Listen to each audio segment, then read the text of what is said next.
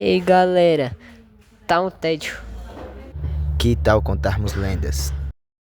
Eu topo. Eu também. Eu também. Como eu tive a ideia, eu vou começar.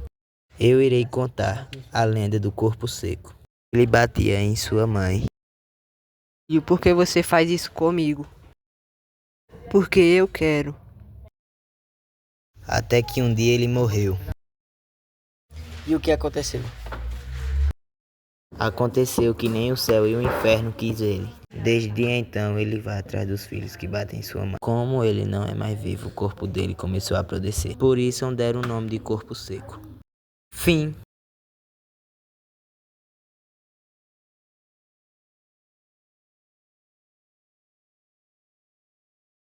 Está na hora de dormir. Vamos para a barraca.